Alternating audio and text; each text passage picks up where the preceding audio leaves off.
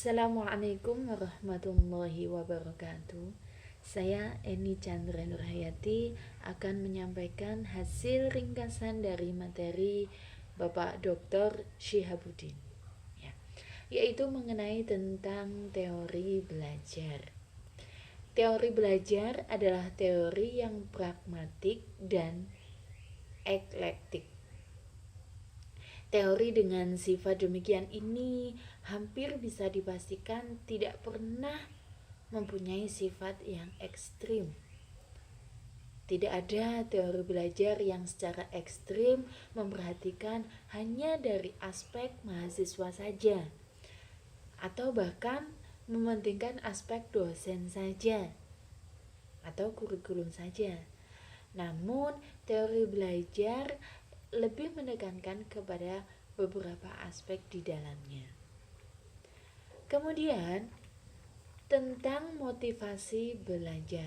Motivasi belajar ini adalah suatu dorongan, hasrat, ataupun minat yang begitu besar di dalam diri untuk mencapai suatu keinginan, baik itu cita-cita atau bahkan tujuan tertentu.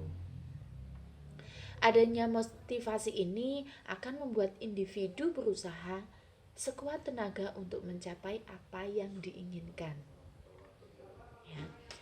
Dalam hal ini sudah disampaikan dalam PowerPoint yang dibuat oleh Pak Syihabuddin.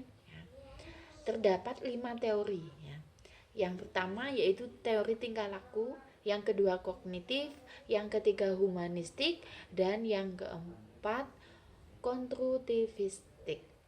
Kemudian yang kelima adalah sibernetik.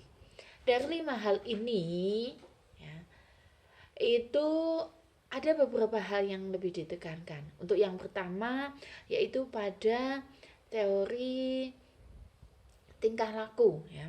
Teori tingkah laku ini lebih menekankan pada hasil dari proses sebuah pembelajaran.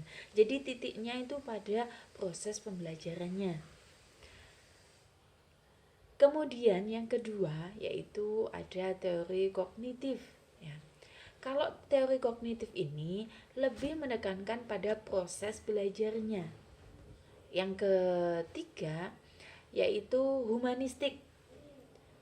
Humanistik ini lebih menekankan pada bagaimana memanusiakan manusia atau menghargai apa yang ada pada diri manusia.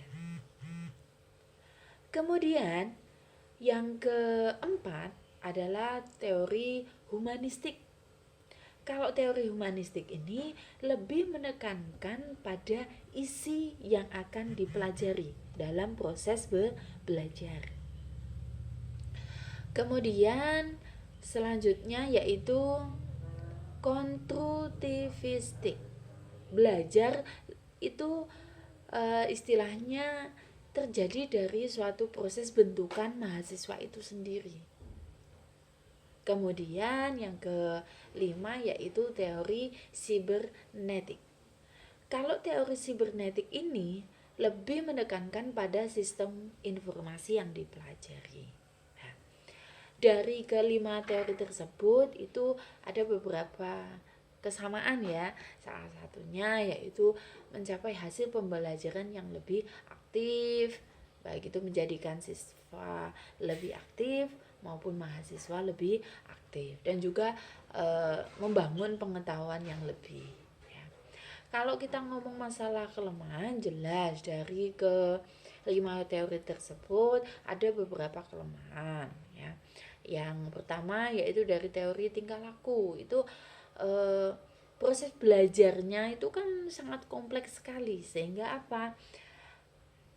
Tidak terdefinisikan semuanya karena terlalu banyak yang dipelajari, sehingga ada beberapa hal yang tidak terdefinisikan. Kemudian yang kedua, kelemahan dari teori kognitif ini tidak mampu melihat struktur kognitif setiap individu, ya. Kemudian humanistik itu karena bersifat induktif. Selanjutnya kelemahan dari konstruktivistik, ya, itu tidak menekankan pada hasil, ya. karena semuanya berbasis pada bentukan mahasiswa itu sendiri. Kemudian untuk yang teori sibernetik itu kurang memperhatikan proses belajar, sehingga apa? Susah untuk dipraktekkan. Oke, itu saja yang bisa saya sampaikan. Mudah-mudahan dapatkan hasil yang maksimal. Terima kasih. Assalamualaikum warahmatullahi wabarakatuh.